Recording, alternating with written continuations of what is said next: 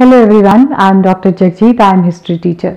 आज हम BA 2 semester 3 इसका चैप्टर है इकोनॉमिक चेंजेस।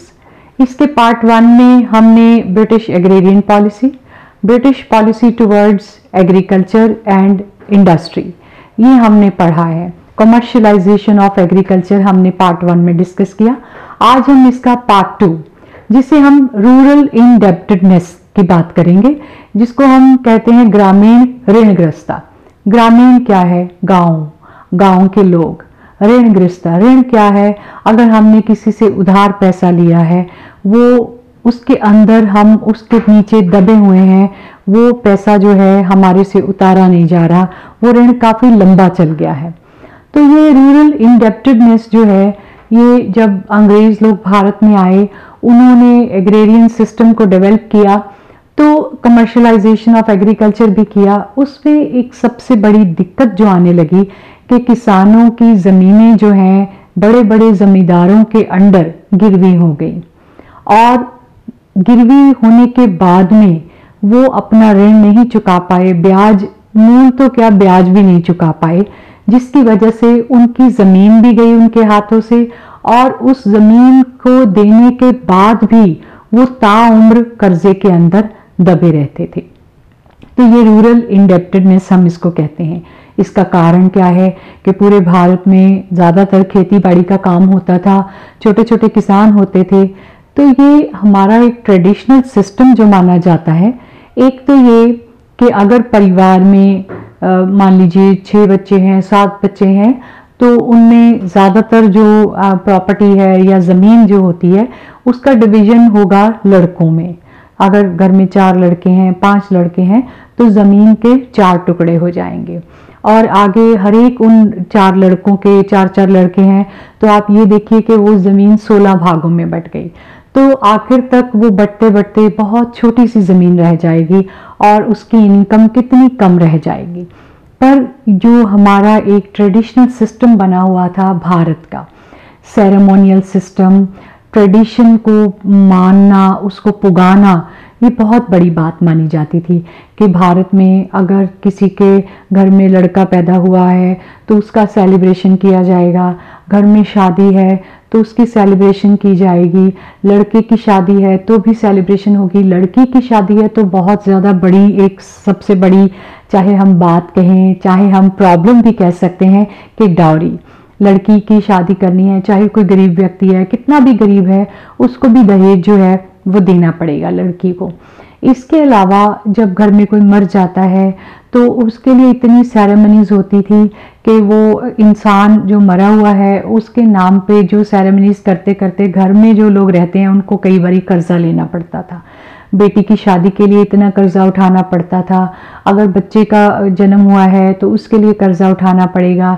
इवन और बहुत से त्यौहार होते थे, घर में कोई यज्ञ कराना, हवन कराना, तो पंडितों के कहने पे इतनी सामग्री लानी पड़ेगी, जिसकी वजह से उनको जो है वो ऋण लेना पड़ता था, उनको उधार पैसा लेना पड़ता था, जिसके बदले में कई बार लोग क्या करते थे, लड़की की शादी करनी है या कोई और बड़ा काम करना है ट्रेडिशन के अकॉर्डिंग, तो लोग अपने गहने गिरवी रख देते थे, और अगर और बड़ा लोन चाहिए तो ज़मीन गिरवी रख देते थे।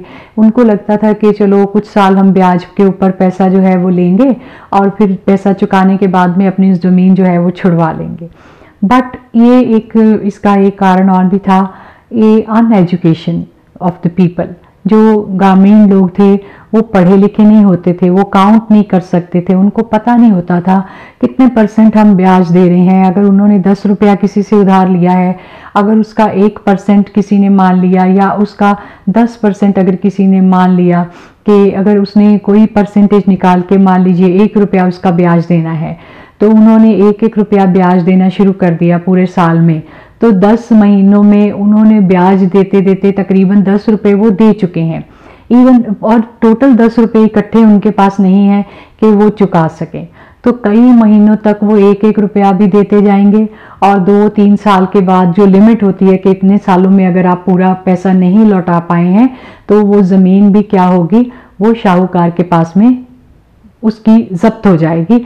देन उसका तब भी जो मूल है पैसा 10 रुपये, अभी भी उसके ऊपर जो है वो पड़े हुए हैं, वो कर्जा उसके ऊपर अभी भी चल रहा है। इवन ऐसा भी देखा गया है कि कई किसान जो हैं या कई छोटे लेवल के जो व्यापारी भी हैं, वो इतना कर्जा उनके ऊपर होता था कि वो खुद भी सारी उम्र अपने कर्जे का पैसा चुकाते रहते थे। इवन आने वाली जनरेशन्स भी होती थी, वो भी उस कर्जे को चुकाते हुए अपना बड़ी मुश्किल से गुजारा करते थे। तो ये रूरल इंडेप्टेडनेस जो है, ये भारत में एक बहुत बड़ा जो एक प्रॉब्लम जो है वो सामने आई। इवन 1901 में 1901 में जब एलियनेशन ऑफ लैंड एक्ट पास किया गया, जब किसानों को जो है काम करने वाले किसानों को ज़मीन का मालिक बनाने की बात की गई कि उनके हाथों से कोई ज़मीन जो है वो बेची नहीं जाएगी, अगर उनकी ज़मीन किसी ने मॉर्गेज भी की है तो उन्हीं को वापस दे दी जाएगी। बट इवन देन ये रूरल इंडेप्टेडनेस की जो प्रॉब्लम है, इवन आज तक भी हम देखते हैं कि गांव में जो लोग हैं कर्जा लेके अपनी ज़मीन गहने रख के गिरवी रख के कर्जा लेते हैं, किसी की शादी करते हैं या कोई और काम करना है, तो वो सारा रूरल इंडेप्टेडनेस में आ जाता है। इसमें पढ़े लिखे ना होना, अंगूठा लगा के किसान जो है वो काम चलाते थे, उनको पढ़ना नहीं आता था कि हम कितना चुका चुके हैं, कितना हमारा अभी बाकी है, तो वो फाइट नहीं कर पाते थे, कानून को भी नहीं जानते थे, तो इसलिए वो एक पपेट भी बन जाते थे उस समय जमींदारों के, शाहूकारों के हाथों में। दूसरा जो हमारा इसमें एक टॉपिक है, इकोनॉमिक ड्रेन थ्योरी। इसको पैसे की निकासी कहते हैं। निकास क्या होता है? पानी का जनरली हम निकास पढ़ते हैं कि नाली के जरिए पानी जो है बहता बहता एक जगह से दूसरी जगह चला जाता है। तो कोई भी चीज़ जो एक जगह से गिरते गिरते आगे चली जाए उसको हम निकासी कहते हैं, ड्रेन कह देते हैं। तो ये पैसे का ड्रेन कैसे है? ये पैसा है भारत का और ड्रेनिंग किस तरफ हो रही है? इंग्लैंड की तरफ। तो ये थ्योरी भारत में सबसे पहले एक बहुत बढ़िया इकोनॉमिस्ट थे, दादा भाई नारोजी। ये एक जो व्यक्ति हैं, ये जो पारसी थे भारत के अंदर, even he played very big role for the freedom struggle of India.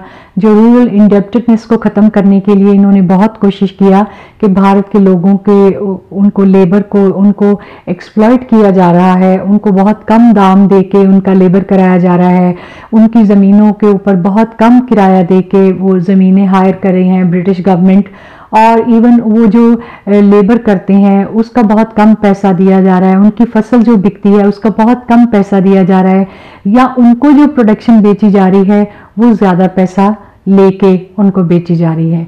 इसके अलावा जो हमारे देश के लोग हाथ से बनी हुई चीज़ें बनाते थे, वैल्यूएबल चीज़ें होती थी, वो सारा काम बंद हो गया कि ब्रिटिशर्स ने हमारे देश के लोगों के ऊपर ऐसी की ऐसी कंडीशंस लगाई जिससे वो पहले जो पैसा कमाते थे वो काफ़ी हद तक कम हो गया। तो ये पैसा अब जाता कहाँ पे है? ये सारा पैसा भारत के ज़रिए अब जा रहा था इंग्लैंड को। कौन लेके जा रहा है? ब्रिटिश एम्प्लॉइज़ सारा का सारा पैसा भारत से इंग्लैंड लेके जा रहे हैं। कैसे?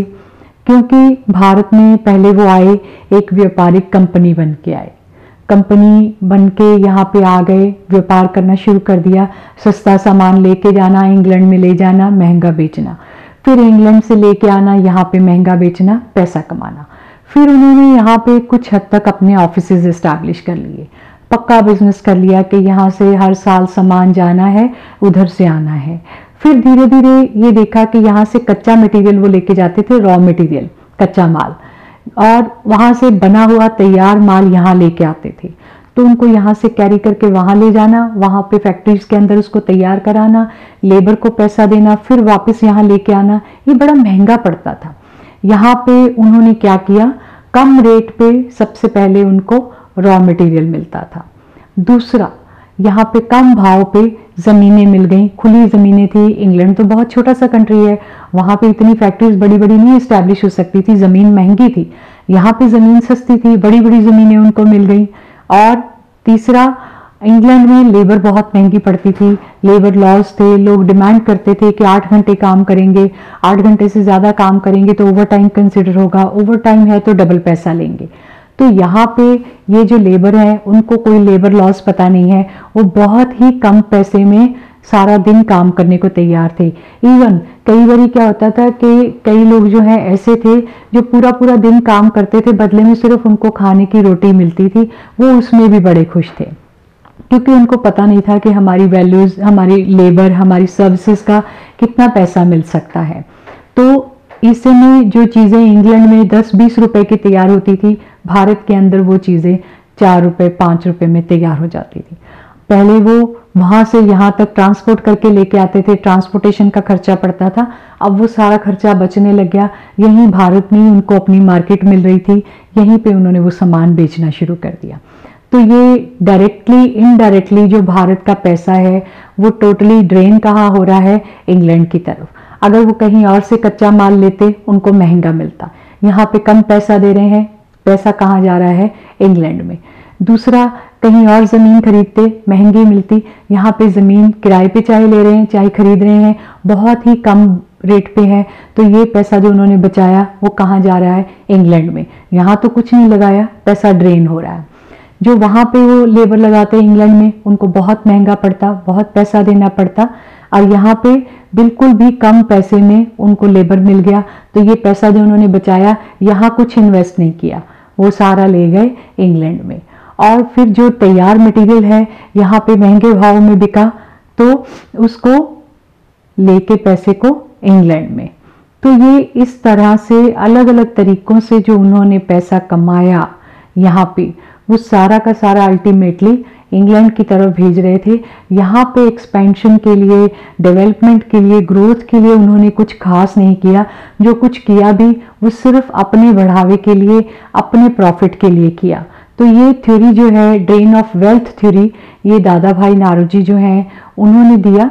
और इवन आजकल भी ये पॉलिसी है, पर आजकल वेल्थ ड्रेनिंग नहीं जा रहा है, वो भी वैसे तो जा रहा है। अगर आप देखें पंजाब से, हरियाणा से, अलग अलग जगह से लोग क्या करते हैं, अब बाहर पीआर लेना चाहते हैं, यहाँ से सारा बेच बांट के कनाडा में, अमेरिका में, कई और देशों में पीआर लेते हैं, वहाँ पे इन्वेस्ट करते हैं, यहाँ का पैसा ड्रेन हो रहा है। दूसरा क्या हो रहा है, ब्रेन ड्रेन। यहाँ के पढ़े लिखे लोग, चाहे वो इंजीनियर्स हैं, डॉक्टर्स हैं, प्रोफेशनल्स हैं, इवन आर्टिस्ट भी हैं, यहाँ से जाके बाहर के देशों में सेटल हो रहे हैं, अपनी सारी काबिलियत जो है उन देशों को दे रहे हैं, अपने ब्रेन की काबिलियत उन देशों में जाके उनको दे रहे हैं। तो ये भारत का ब्रेन जो है वो भी ड्रेन हो रहा है, भारत का वेल्थ भी जो है वो भी ड्रेन हो रहा है अलग अलग देशों की तरफ।